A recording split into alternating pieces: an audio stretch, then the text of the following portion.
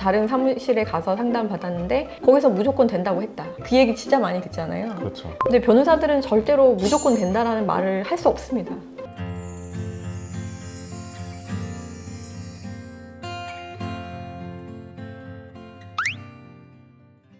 안녕하세요. 법률사무소 봄의 대표 변호사 정현주. 법률사무소 봄 대표 변호사 이완수입니다. 이번 시간에는 우리 법률사무소 봄이 어떻게 사건 수임을 하는지, 그리고 다른 법률사무소와는 어떻게 다른 점이 있는지, 뭐 특별한 점이 있는지 이런 거에 관해서 솔직하게 그리고 시원하게 한번 알아보는 시간을 네. 가져보도록 하겠습니다. 먼저 우리 법률사무소 봄에 사건들이 참 많은데요. 예. 현재 사건 수가 얼마나 되고 또 이 사건들을 진행하시는 변호사님들은 얼마나 계시는지 좀 알 수 있을까요? 정말 이거는 내부 비밀이긴 한데요. 시원하게 말씀해 네. 주시죠. 현재 법률사무소 봄의 진행 사건은 한 170건 넘어가고 있는 것 같고, 네. 종결 사건만 500건인가 600건 정도 정도였던 것 같아요. 네. 엄청나게 많은 사건들을 수행하고 있습니다.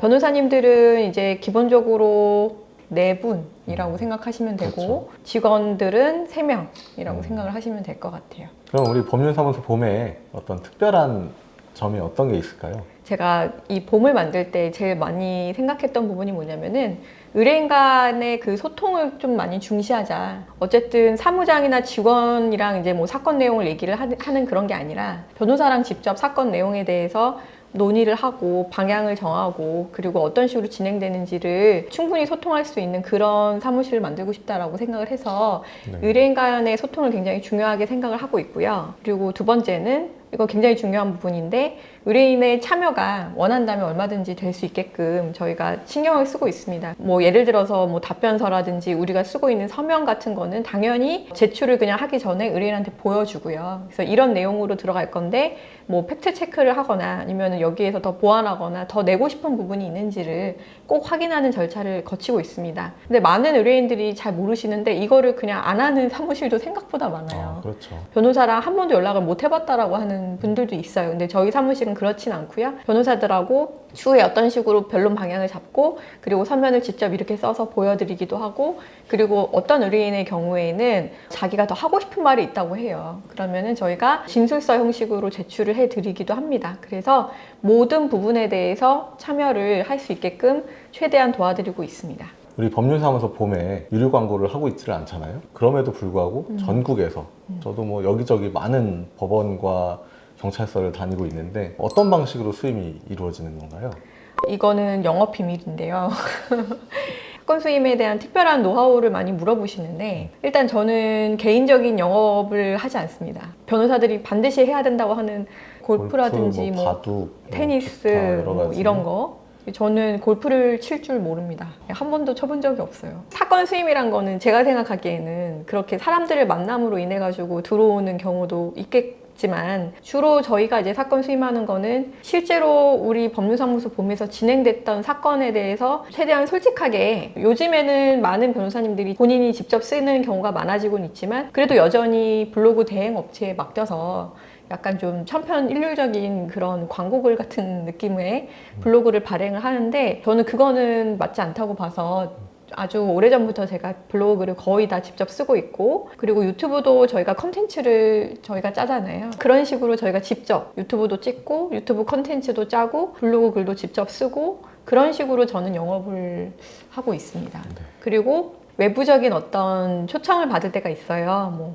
제가 이제 종종 나가는 이제 생생정보마당 생생법률상담소 PD님이나 작가님한테 연락이 오거나 그리고 제가 지난주에는 남양주 북부경찰서에서 선도심의위원회에 나와달라는 연락을 받았는데 그런 이제 외부 이렇게 면접위원이라든지 아니면 강의라든지 그리고 뭐 방송이라든지 이런 식으로 초청이 오면은 그거는 제가 가급적이면 시간을 빼서 나가려고 합니다. 그래서 외부적인 활동들을 좀 많이 하고 그런 식으로 저는 사건 수임이 되고 있는 것 같고 또 기본적으로는 저희가 사건이 많다 보니까 아무래도 사건 결과를 보고 그 분들이 소개를 시켜서 계속 이게 이어지고 그렇게 되고 있는 것 같습니다. 법률사무소로서는 또 수임이 되면 선임료라는 걸 받잖아요. 네. 그리고 이제 성공보수라는 것도 발생을 하는 경우가 있고요. 네. 수임료하고 성공보수금에 관해서는 어떻게 생각하시나요?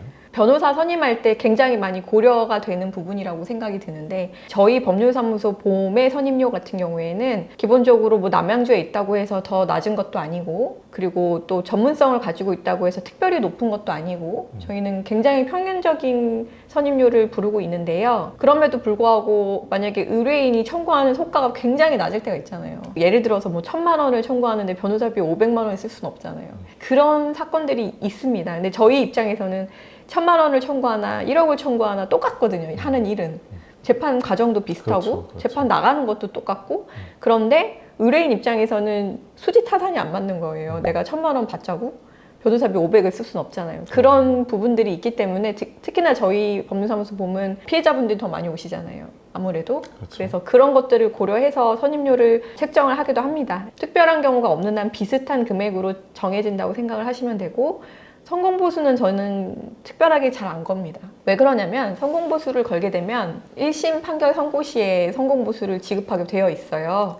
왜냐하면 2심으로 넘어가게 되면 변호사가 선임 계약이 종료가 되기 때문인데 그렇죠. 만약에 제가 성공보수를 걸었는데 상대방이 항소를 하면 의뢰인 입장에서 나 돈도 못 받았는데 내가 성공보수부터 줘야 되나 이런 상황이 펼쳐질 때가 있어요. 그 과정에서 이제 뭔가 기분이 상할 수도 있고 그런 경우가 있어서 차라리 저는 그냥 성공보수 없이 착수금을 그냥 통일해서 그렇게 좀 안내를 해드리고 보통은 소송비용 확정 같은 경우만 성공보수로 걸고 있습니다. 그러면 우리 법률사무소 보험을 지금 2년 넘게 이끌어오고 계시는데 좋은 변호사는 어떤 변호사라고 생각하시는지에 대해서 좀 말씀해 주세요. 변호사 선임을 할 때 좀 무조건 걸러야 되는 게 몇 개가 있는데 제가 상담할 때도 이런 얘기를 해주시는 분들이 많아요. 다른 사무실에 가서 상담 받았는데 거기서 무조건 된다고 했다. 그 얘기 진짜 많이 듣잖아요. 그렇죠. 근데 변호사들은 절대로 무조건 된다라는 말을 할 수 없습니다.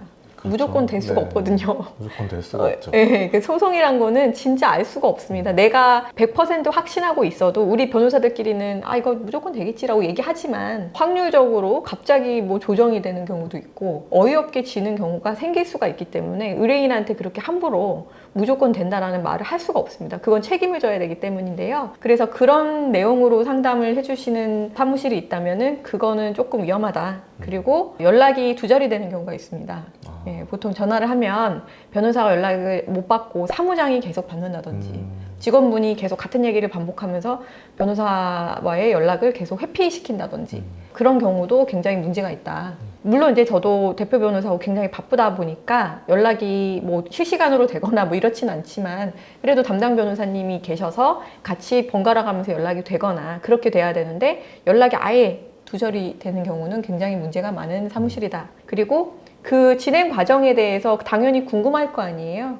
뭐 보정명령이 날라왔다라든지 상대방이 서면 무슨 뭘 제출했다든지 이런 부분들에 대해서 당연히 당사자 의뢰인 입장에서는 궁금한데 그 부분에 대해서 투명하지 않아요. 그 절차를 모르겠어요. 이런 부분들을 저희가 걸으면 변호사 선임을 할 때 최소한 기본적인 거는 갖췄다. 이렇게 말씀드릴 수 있을 것 같습니다.